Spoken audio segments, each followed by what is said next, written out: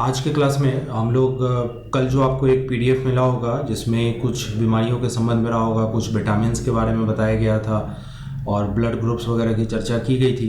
तो यह भी बायोलॉजी का एक इम्पॉर्टेंट खंड है जहाँ से सवाल पूछा जाता है। जैसे कि सवाल ये हो सकता है कि प्रमुख खाद्य पदार्थ है तो इसमें से किस प्रकार के जो खनिज है वो हमें मिलते हैं, या फिर पूछा जा सकता है कि प्रोटीन के लिए प्रमुख स्रोत कौन सा है, कार्बोहाइड्रेट के लिए क्या होता है। और इसी से संबंधित सवाल होता है कि कार्बोहाइड्रेट की कमी से क्या हो सकता है, प्रोटीन की कमी से क्या हो सकता है, विटामिन की कमी से क्या हो सकता है। फिर ये सवाल होता है कि विटामिन्स कौन कौन से हैं, उनका नाम क्या है और उस विटामिन का क्या प्रभाव पड़ता है। फिर आपसे एक सवाल पूछा जाता है कि हार्मोन्स कौन कौन से होते हैं। फिर सवाल होते हैं एंजाइम्स कौन कौन से होते हैं। तो मेनली जो मानव शरीर के जो डाइजेस्टिव सिस्टम्स हैं उस पर सवाल पूछे जाते हैं। डाइजेस्टिव सिस्टम में एक यह भी चीज़ आता है कि जैसे जितने भी एंजाइम्स अगर सिक्रीट कर रहे हैं तो उसका प्रमुख प्रभाव क्या पड़ता है और उसकी कमी से किस प्रकार के रोग हो सकते हैं। तो इससे रिलेटेड जो भी खंड है या उसका जो प्रश्न है वो इसमें महत्वपूर्ण है और वहाँ से कई सवाल पूछे जाते हैं। हर साल हर एग्ज़ाम में कोई ना कोई ऐसा प्रश्न होता है और ये ऑलरेडी इसका पूरा सीट आपको मिल चुका है। तो उम्मीद करते हैं कि आप लोग इसको थोड़ा पढ़ कर के आए होंगे। इसमें थोड़ा बहुत हम लोग उसी चीज़ को जो सीट्स आपके पास है उसको मैं समझाने का कोशिश करूँगा और एक बार प्रयास कीजिएगा कि घर पे इसको फिर से एक बार आप याद कीजिएगा। तो उससे आपको एक फ़ायदा ये मिल जाएगा कि जो थोड़ी दिक्कत हो रही होगी याद करने में वो प्रॉब्लम सॉल्व हो जाएगा। दूसरा चीज़ और ध्यान रखिएगा कि ये पूरा का पूरा चूँकि टेबुलर फॉर्म में है तो आपको थोड़ी सी कठिनाई हो सकती है इसको याद करने में, लेकिन अच्छा चीज़ ये होता है कि कई बार ग्राफिकली ये चीज़ आपको काफ़ी मदद करता है। तो देखिए इसमें कौन कौन सी चीज़ें रखी गई हैं, क्या क्या चीज़ों को शामिल किया गया है। जैसे सबसे पहला देखिए इसमें इम्पॉर्टेंट एंजाइम्स के बारे में देखिए। इसमें जो ये वाला जो खंड आपको दिख रहा है कि यहाँ पर कि इस जगह पे अगर देखिए तो ये भाग है कि मतलब कि शरीर के किस भाग से निकलता है और इसको बोलते हैं कि डाइजेस्टिव जूस है ये, उसका नाम क्या है। तो ये पूछता है आपसे कि इसका नाम बताइए क्या है, ये क्या काम करता है और इसमें एंजाइम कौन कौन से होते हैं। ठीक है, तो ये एक प्रकार से पाचक रस हो गया और उस पाचक रस में ये एंजाइम मिलते हैं और भोज्य पदार्थ जिन पर ये एंजाइम कार्य करता है, मतलब यह जो एंजाइम है ये किस प्रकार के भोजन को पचाता है ये इसमें रखा गया है। और इसमें फाइनली डाइजेशन के बाद यह किस चीज़ को किस चीज़ में बदलता है ये चीज़ है। तो मेनली अगर आप देखिए तो इसमें आपको 3-4 चीज़ पर विशेष रूप से ध्यान देना है। जैसे सबसे पहले देखिए मुंह। अब ये मुंह से किस प्रकार का एंजाइम निकलता है, तो सबसे इसमें इम्पॉर्टेंट है लार या फिर इसी को सलाइवा कहा जाता है। तो आपसे पूछता है कि निम्नलिखित में से कौन सा पाचक रस है जो मुंह से निकलता है। तो एक हो गया लार या सलाइवा और एक होता है अमाशय। अमाशय पेट का अंग है। इससे देखिएगा तो आमाशयिक जूस, आमाशयिक रस इससे निकलता है। और ये दोनों में अगर एंजाइम ढूंढिएगा कि कौन कौन से एंजाइम मिलते हैं तो एक एंजाइम है टाइलिन, दूसरा है रेनिन और फिर तीसरा है लाइपेज। तो ध्यान रखिए यहाँ पे हो गया टाइलिन, रेनिन और लाइपेज। ठीक है, तो टाइलिन, रेनिन और लाइपेज ये सब के सब मुंह और अमाशय इसका मेन जो स्रोत है वो या तो मुंह से निकलते हैं या अमाशय से निकलते हैं। और मेन इसमें क्या है तो सलाइवा जैसा पाचक जूस इसमें मिलता है। अब ये काम क्या करता है, तो जो भोजन पदार्थ हम लोग कंज्यूम करते हैं उसमें जो स्टार्च है, उसमें अगर प्रोटीन है, उसमें दूध है, उसमें वसा है। क्या क्या हो गया इसमें, स्टार्च, प्रोटीन, दूध और वसा। मतलब ये फैट हो गया, मिल्क हो गया, प्रोटीन हो गया, स्टार्च हो गया।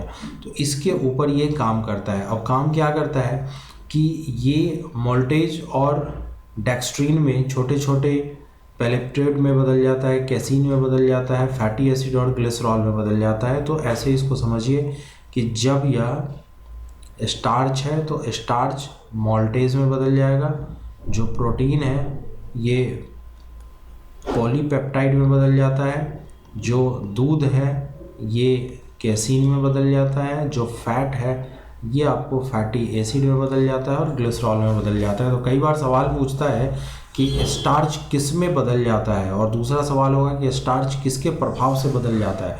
तो ध्यान रखिएगा कि यहाँ पे टाइलिन है, इसके प्रभाव से बदलता है, रेनिन के प्रभाव से बदलता है और लाइपेज के प्रभाव से बदलता है। तो सब अलग अलग एंजाइम के नाम हैं जो अलग अलग काम करते हैं। तो इस खंड में इसमें इतना याद हो गया कि मुंह और आमाशय, यहाँ से दो प्रकार की चीज़ें निकलती हैं, एक है सलाइवा या लार और दूसरा है आमाशयिक जूस। आमाशयिक जूस सीधा सीधा मतलब हो गया कि आमाशय से निकल रहा है। और इसमें मेनली जो आपको एंजाइम मिलता है वो एक टाइलिन है, दूसरा बताया आपको कि इसी में देखिएगा तो पेप्सिन है, रेनिन है और लाइपेज है। तो टाइलिन में पेप्सिन, रेनिन और लाइपेज, रेनिन, लाइपेज और पेप्सिन, याद हो गया कि ये एंजाइम के पार्ट हैं। और स्टार्च पर जब ये काम करता है तो स्टार्च फाइनली माल्टोज और डेक्स्ट्रीन में बदल जाता है। प्रोटीन जो है वो पॉलीपेप्टाइड में बदल जाता है। दूध है ये केसीन में बदल जाता है। जो फैट है ये फैटी एसिड और ग्लिसरॉल में कन्वर्ट कर जाता है। इसी प्रकार से दूसरा देखिए तो ये छोटी आंत है। छोटी आंत में जो आपका यकृत है, इस यकृत से निकलता है पित्त रस, ठीक है। इस पित्त रस में निन्जाइम और ये वसा के ऊपर काम करता है। और यहाँ देखिए यह वसा का घोल बनाता है और पीएच को नियंत्रित करता है, ठीक है। तो यहाँ से वसा के ऊपर जो काम करता है एंजाइम, उसको निन्जाइम कहते हैं, ठीक। इसके अलावा देखिए तो अग्नाशय, अग्नाशय जो यहाँ पे है, इससे अग्नाशय रस निकलता है। अग्नाशय रस में देखिए तो फिर इम्पॉर्टेंट है, ये ज़्यादा इम्पॉर्टेंट है। आप ध्यान ये रखिएगा कि जो मैं टिक कर दे रहा हूँ इसको बिल्कुल याद रखिएगा। एक ये, दूसरा एक ये और तीसरा एक ये। अब इसमें देखिए कि यहाँ पे कौन कौन सा है। अग्नाशय से निकलने वाले में एक ट्रिप्सिन है, एक लाइपेज है और एक एमाइलेज है। ट्रिप्सिन, लाइपेज और एमाइलेज। ट्रिप्सिन याद कीजिए इसको कि अग्नाशय से निकलता है ट्रिप्सिन, लाइपेज और एमाइलेज, ठीक है। एमाइलेज, लाइपेज और ट्रिप्सिन, शॉर्ट फॉर्म इसका हो गया ताल। तो ये ताल का संबंध किससे हो गया? अग्नाशय से। तो अग्नाशय से संबंधित हो गया ताल। दूसरा देखिए कि ये काम क्या करता है, तो वसा और स्टार्च या छोटे छोटे जो पॉलीपेप्टाइड हैं इसके ऊपर काम करता है ये, और फाइनली आगे चल करके इसको मॉल्टेज में या ग्लिसरॉल या फैटी एसिड में इसको कन्वर्ट कर देता है, ठीक। ये हमेशा ये वाला जो सेगमेंट है कि किस में कन्वर्ट करता है ये बहुत इंपॉर्टेंट नहीं है।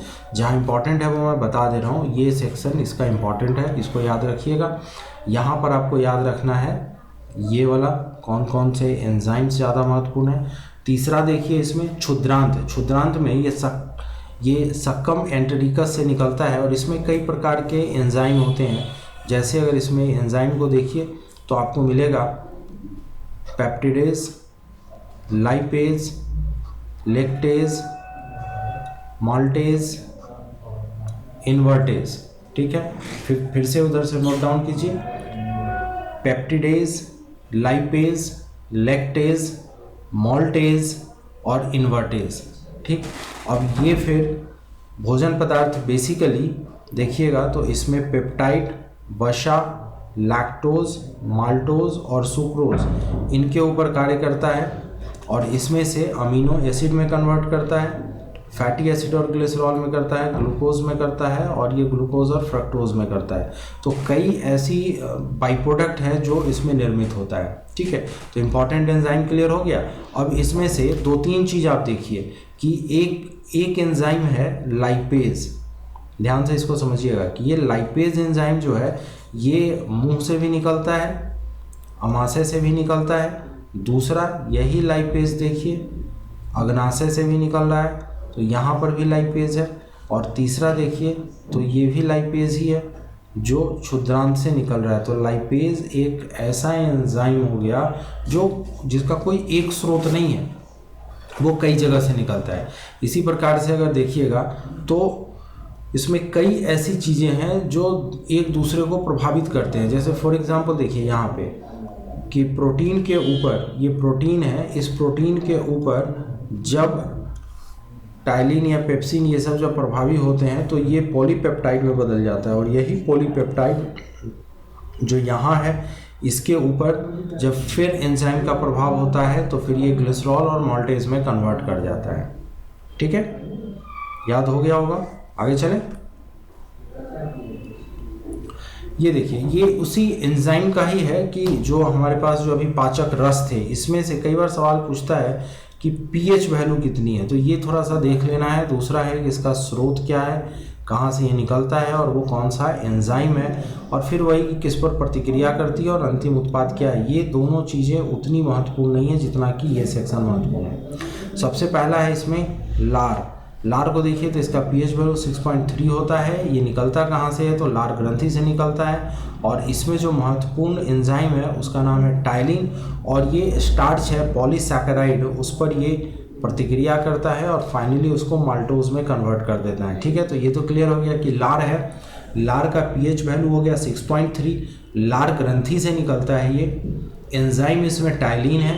पॉलीसैकेराइड अर्थात स्टार्च के ऊपर यह कार्य करता है, और डाइसैकेराइड अर्थात माल्टोज पर यह कन्वर्ट कर जाता है। इसी प्रकार से दूसरा आप देखिए, दूसरा है आपका जठर रस। ठीक, जठर रस में अगर देखिए तो इसका पीएच 1 और 3.5 के बीच में होता है। ये जठर ग्रंथि से निकलती है, और इसमें कई प्रकार के एंजाइम है, जैसे पेप्सिन, रेनिन, लाइपेज, जठर, एमाइलेज। ठीक है, ज़्यादातर पूछा जाने वाला एमाइलेज, तो pepsin, rennin, lipase, amylase. Pepsin, rennin, lipase, amylase. ठीक है, और ये दूध की जो प्रोटीन्स होती हैं, वसा है, मंड है, इन सब के ऊपर ये कार्य करता है, और फाइनली अंत में प्रोटियोजेज का निर्माण करता है। ये बहुत ज़्यादा, ये दोनों खंड बहुत ज़्यादा आपको याद रखने की आवश्यकता नहीं है। आप ज़्यादातर कोशिश कीजिए कि यहाँ वाले जो 4 कॉलम में है इसको ज़्यादा से ज़्यादा याद रखें। इसी टाइप से दूसरा देखिए, दूसरा है पित्त। इसका पीएच अगर देखिए तो 7.7 है। ये निकलता है यकृत से। एज सच कोई बहुत ज़्यादा इसमें एंजाइम जैसा कोई चीज़ मिलता नहीं है। दूसरा अग्नाशयी से देखिएगा तो इसका पीएच वैल्यू 7.5 से लेकर 8.3 के आसपास होता है। अग्नाशय से ये निकलता है। इसमें कई प्रकार के एंजाइम हैं, जैसे trypsin, chymotrypsin, carboxypeptidase, amylase, lipase, esterase. Trypsin, chymotrypsin, carboxypeptidase, amylase, lipase, esterase, इसी सब पर ये प्रभाव डालता है। और फाइनली देखिएगा तो cholesterol, glycerol, fatty acid, maltose, amino acid, polypeptides में ये कन्वर्ट करता है। दूसरी तरफ देखिए तो आंतरीय में सबसे इम्पॉर्टेंट यहाँ पे है कि जो आंत से जो निकलता है, इनका जो पीएच होता है वो 7.5 से लेकर 8 के बीच में होता है। एंट्रोकाइन इरोप्सिन, ये इसका एंजाइम है। ट्रिप्सोनोजन, पॉलीट्राई, और ये एक्टिव ट्रिप्सिन में कन्वर्ट करता है। इसमें सबसे इम्पॉर्टेंट जो आपको ध्यान में रखना है, जहाँ से सवाल ज़्यादा पूछता है, वो लार है 1 नंबर, दूसरा जठरूस है, तीसरा पित्त है, चौथा अग्नाशयी है। बाकी अगर आप चाहें तो आप इसको स्किप कर सकते हैं, यहाँ से बहुत ही कम सवाल अभी तक पूछा गया है। ठीक है, तो याद कर लीजिए। सबसे पहले हो गया पाचक रस में लार, सैलिविया, इसका पीएच हो गया 6.3। लार ग्रंथि से निकलता है और इसमें सबसे प्रमुख एंजाइम हो गया टाइलिन। दूसरा है जठर रस, इसमें इसका पीएच वैल्यू 1 से 3.5 के बीच में। इसका स्रोत हो गया जठर ग्रंथियाँ, और इसके जो एंजाइम है वो पेप्सिन, रेनिन, जठर लाइपेज और एमाइलेज है। दूसरी तरफ पित्त है। पित्त को देखिए तो इसका जो पीएच वैल्यू है 7.7, यह स्रोत इसका यकृत। और इसी टाइप से अग्नाशयी, इसका पीएच वैल्यू 7.5 से लेकर के 8.3, ये अग्नाशय से निकलता है। Trypsin, chymotrypsin, amylase, lipase, esterase, carboxypeptidase, ये सब के सब एज के एंजाइम है। ठीक है, आगे चलें। ये देखिए, ये इंपॉर्टेंट विटामिन है। अब विटामिन पर सवाल आपसे क्या क्या पूछा जा सकता है, कई प्रकार के प्रश्न विटामिन से पूछते हैं। जैसे एक तो पूछा जाता है कि विटामिन का स्रोत क्या है, कि कौन सी विटामिन कहाँ से हमें मिलता है। दूसरा, इसका विटामिन का अपने आप में कि नाम क्या है, ये पूछता है। और तीसरा कि इसकी कमी से किस प्रकार की बीमारी होने की संभावना रहती है, तो उसका मतलब कि प्रभाव क्या है। तो इसी हिसाब से इस टेबल को देखिएगा। तो सबसे पहले इसमें नाम बताया गया है कि इसका नाम क्या है, कि विटामिन है तो उसको क्या नाम से जानते हैं, मुख्य रूप से इसका स्रोत क्या है, ये कहाँ कहाँ से मिलता है, और इसकी कमी का क्या प्रभाव पड़ता है। ठीक है, इसमें सबसे पहले देखिए, इसको दो कैटेगरी हम लोग बना करके चल रहे हैं। एक वह कैटेगरी है कि ज़्यादातर जो आपका विटामिन है, ये विटामिन दो चीज़ में घुलनशील होता है। जो विटामिन की घुलनशीलता है ये दो प्रकार की होती है, या तो ये जल में घुलनशील होते हैं या वसा में घुलनशील होते हैं। ठीक है, अब ये जितने भी हैं, जैसे जितना भी विटामिन है, इसमें एक कोड याद रखिए, डेका। ये जो है ये डेका, ये वसा में घुलनशील होते हैं, जबकि इसके अलावा जितना भी है वो सब के सब जल में होगा। तो सिर्फ DEKA को आपको याद रखना है। ठीक है, अब इसमें देखिए सबसे इम्पॉर्टेंट क्या है। सबसे पहला देखिए कि जल में घुलनशील में सबसे पहले पूछता है कि थायमिन कौन सा है। तो B1 अर्थात विटामिन B1 का दूसरा नाम है थायमिन, याद रखिएगा। विटामिन B1 का दूसरा नाम थायमिन है, और ये मांस, अंडा, अनाज, ईस्ट इत्यादि में मिलता है, और इसकी कमी के कारण बेरी नामक रोग होता है। तो थायमिन हो गया B1, और इसकी कमी के कारण बेरी रोग होता है। मुख्य रूप से ये मांस, अंडा, अनाज, ईस्ट, इन सब चीज़ों में मिलता है। B1 के बाद आते हैं B2। B2 को राइबोफ्लेविन कहा जाता है। B2 का नाम है राइबोफ्लेविन, इंडिकेशन में ये G से इंडिकेट करते हैं। तो B1 हो गया थायमिन, B2 हो गया राइबोफ्लेविन। राइबोफ्लेविन को देखिएगा तो पनीर, अंडा, गेहूं, मांस, जिगर इत्यादि से प्राप्त किया जाता है, और इसकी कमी के कारण किलोसिस हो जाता है। ठीक है, तो दो बीमारी के बारे में भी आपको बताया, एक बेरी और दूसरा किलोसिस। बेरी जो होता है वो थायमिन के कारण होता है, थायमिन की कमी के कारण होता है, और दूसरा जो किलोसिस है ये राइबोफ्लेविन की कमी के कारण होता है। तीसरा देखिए तो B5 या फिर उसको एक उसके पहले, चलिए पहले ऐसे ही कर लेते हैं, निकोटिनस एसिड।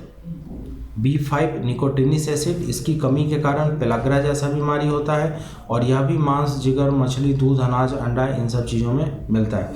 इसके अलावा B6 पायरोडॉक्सिन, ये देखिए तो सेम चीज़ें हैं, दूध है, ईस्ट है, अनाज है, मांस है, जिगर है, इन सब में ये ज़्यादा मिलता है। इसके अलावा B3 पैंटोथेनिक एसिड, पैंटोथेनिक अम्ल है B3। ये मुख्य रूप से अगर देखिए तो दूध, टमाटर, मांस, जिगर, मूंगफली, गन्ना, ईस्ट, अंडा, इन सब चीज़ों में मिलता है। और इन सब में ध्यान ये रखना है कि स्किन डिजीज़ कॉमन बीमारी है दोनों में, B3 और B6 में। इसके अलावा पेशियों में ऐंठन का आना, रक्त क्षीणता का होना, बाल का सफ़ेद होना, फर्टिलिटी अर्थात जनन क्षमता का प्रभावित होना, ये सब के सब इसके कमी के कारण होते हैं। तो पैंटोथेनिक एसिड हो गया, तो पैंटोथेनिक अम्ल है, ये एक प्रकार से नाम में एसिड लगा हुआ है, लेकिन बेसिकली ये है एक विटामिन। तो अभी तक हम लोगों ने 5 विटामिन देखा। कौन कौन? पहला बताया आपको थायमिन, दूसरा राइबोफ्लेविन, तीसरा निकोटिनिस, चौथा बताया पैंटोथेनिक, और पांचवा बताया पैराडॉक्सिन। तो 5 हो गया। B1, अब एक बार याद कीजिए, B1 thiamine, B2 riboflavin, B3 pantothenic acid, B4 नहीं है, B5 निकोटिनिस एसिड, और B6 पैराडॉक्सिन। तो 6 है तो डॉक्सिन, तो ये तो चलो खत्म हो गया। B5 में निकोटिनिस एसिड, ठीक, B3 pantothenic acid, B2 riboflavin, और B1 थायमिन। तो नाम तो इतना ही है। अब इससे होने वाली बीमारी में आपको B1 की कमी से बेरी, B2 की कमी से किलोसिस, B3 की कमी से चर्म रोग, बाल का सफ़ेद होना, फर्टिलिटी का प्रभावित होना, B6 पैराडॉक्सिन। दूसरा देखिए तो इसके बाद एक आता है विटामिन H, इसी का नाम है बायोटिन। विटामिन H को देखिएगा तो बाल का झड़ना या चर्म रोग का होना, ये सब बायोटिन के कारण होता है, और मुख्य रूप से ये मिलता है चॉकलेट में, मूंगफली में, सब्जी में, फल में, गेहूं, अंडा और ईस्ट में। ठीक है, नेक्स्ट पे देखिए तो ये है फोलिक एसिड, समूह फॉलिक एसिड ग्रुप, इसको देखिएगा तो ये जिगर, सोयाबीन, ईस्ट और गुर्दे जैसे जो खाद्य पदार्थ है उसमें मिलते हैं। और इसकी वजह से, इसकी कमी की वजह से किसी भी बच्चे का, किसी भी इंसान का जो ग्रोथ है, उसकी जो वृद्धि है वो बाधित हो सकती है, उसमें ब्लड संबंधी प्रॉब्लम्स हो सकते हैं। तो ये फॉलिक एसिड ग्रुप हो गया। दूसरा B12 है। B12 को साइनोकोबाल्मिन कहा जाता है, साइनोकोबाल्मिन। साइनोकोबाल्मिन को देखिए तो मांस, मछली, जिगर, अंडा, दूध, बैक्टीरिया, इन सब में मिलता है। तो एक एक करके अब आप समझ लीजिए कि B1 का अर्थ हो गया थायमिन, B2 का अर्थ हो गया राइबोफ्लेविन, B3 क्या हो गया पैंटोथेनिक एसिड,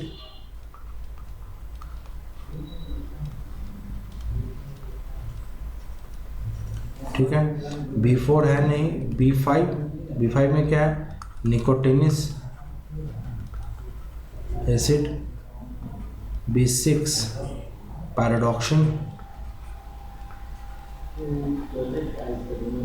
अब इसके अलावा H biotin, folic acid group और B12 साइनोकोबाल्मिन, ठीक है।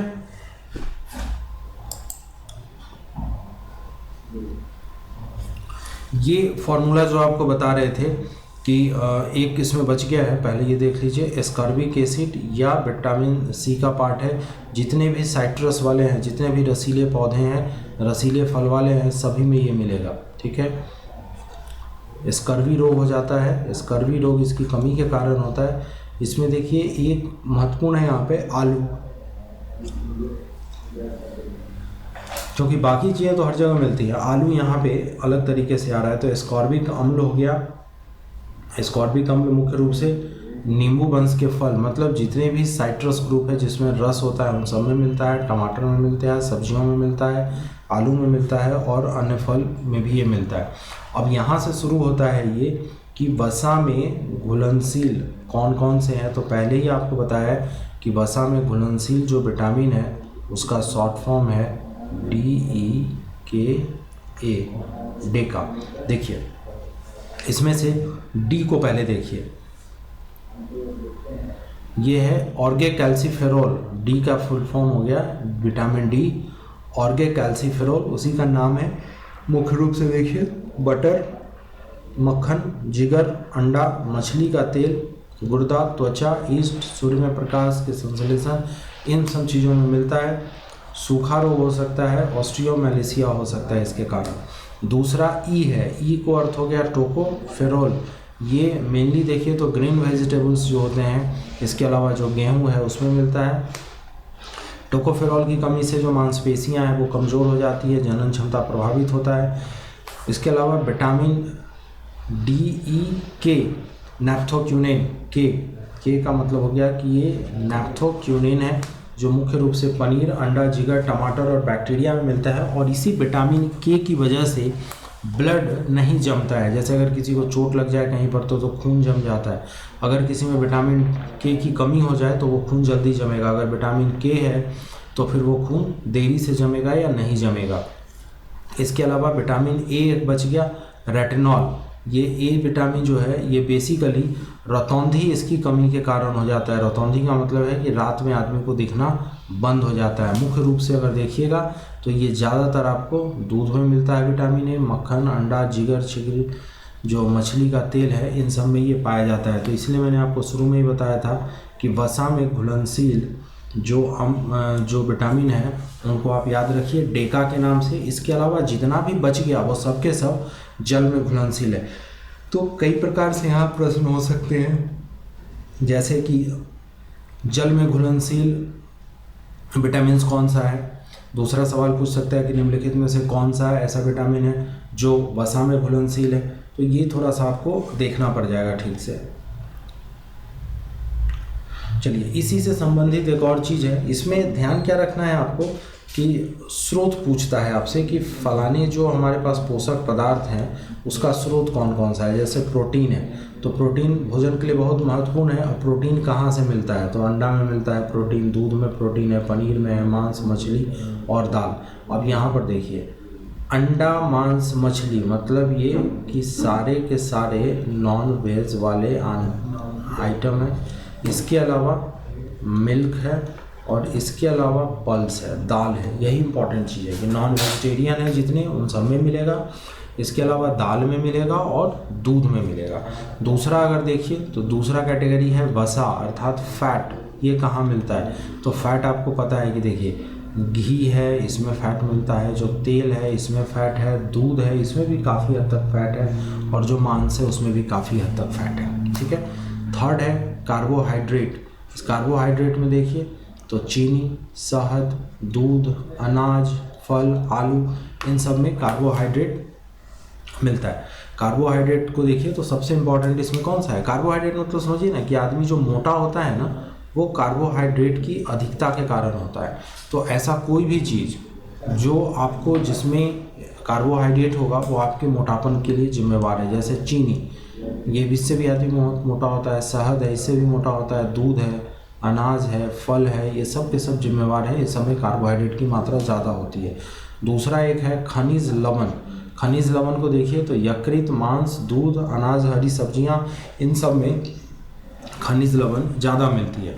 इसके अलावा जो एक बच गया इसमें विटामिन्स। विटामिन्स के बारे में विशेष तौर से बात ये समझनी है कि विटामिन्स की पूर्ति ज़्यादातर आपको कुछ भोजन है, कुछ खाद्य पदार्थ है जो पौष्टिक खाद्य पदार्थ हैं उसका सेवन करने से ही होता है। क्योंकि सामान्य तौर पर अगर विटामिन की डिफिशियंसी हो जाएगी तो एक्सटर्नली उसकी पूर्ति करना थोड़ा मुश्किल होता है। तो मेनली देखिएगा तो मांस, मछली, दूध, गाजर, हरी सब्जी इत्यादि में विटामिन्स की मात्रा ज़्यादा मिलती है। ठीक है। ये सारे के सारे मटेरियल आपके पास है, तो उम्मीद करता हूँ कि आप उसी पर इसको मिलाते चलिए और फिर एक बार इसको घर पे पढ़ लीजिएगा। जैसे देखिए ये वाला चार्ट आपके लिए इम्पॉर्टेंट है। इम्पॉर्टेंट यह है कि सबसे ज़्यादा इसमें पूछा जाता है कि कौन सा ब्लड किसको दिया जा सकता है, कौन सा ब्लड किसको चढ़ाया जाता है। अब दो चीज़ होता है कि ब्लड का अगर कहीं पर भी आप ग्रुप देखिएगा तो एक ए ग्रुप होता है, दूसरा बी ग्रुप होता है और तीसरा ओ ग्रुप होता है। यही तीन कैटेगरी या इसी तीन का कॉम्बिनेशन होता है और उसी के अकॉर्डिंग इसको तय किया जाता है। जैसे अगर देखिए यहाँ पे जैसे ये ग्रुप ए है अर्थात एक ऐसा व्यक्ति का ग्रुप जिसका ब्लड ग्रुप ए है, तो जिसका भी ब्लड ग्रुप ए होगा उसको ब्लड चढ़ाने में कोई समस्या नहीं है। ठीक है।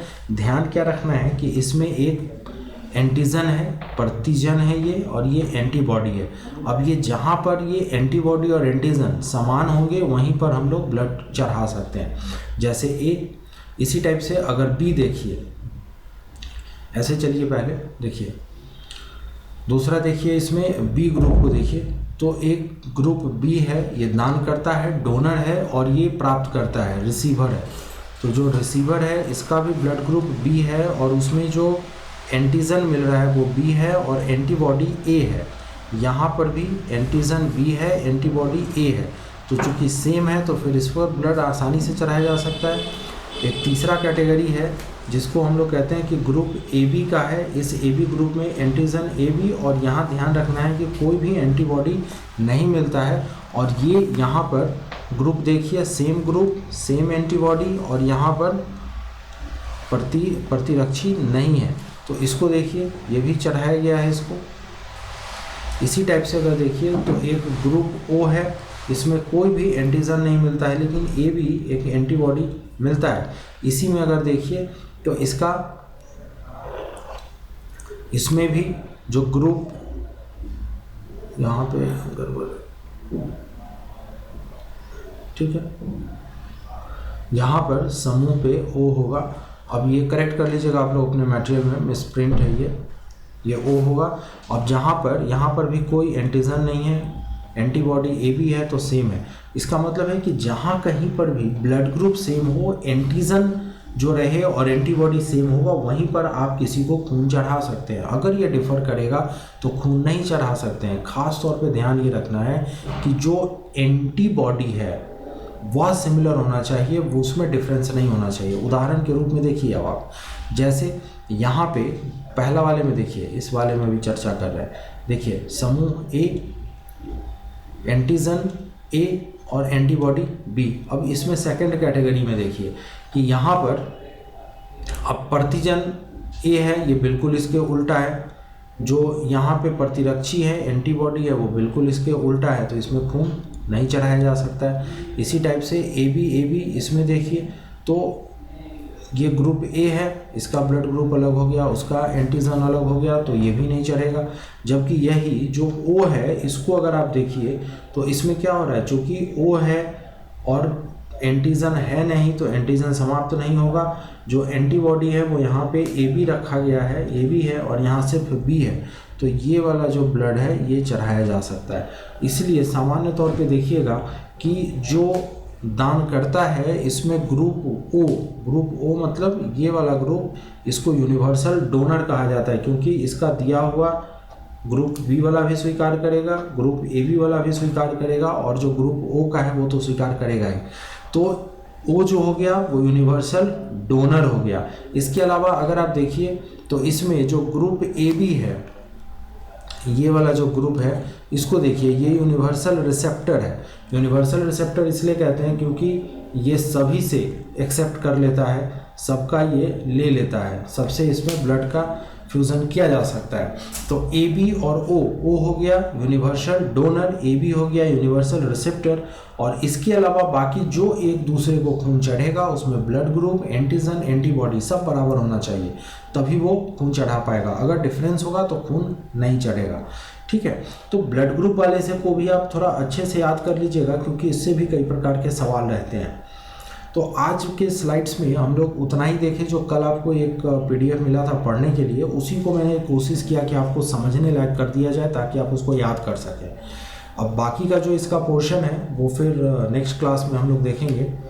तब तक के लिए चलिए आप भी तैयारी कीजिए, और कोई समस्या हो तो ज़रूर हमें बताइए। अगर कोई भी पढ़ने में दिक्कत हो रही हो या फिर कोई नए प्रकार की वीडियो अगर आपको चाहिए तो हमें बताइए। ठीक है, थैंक यू।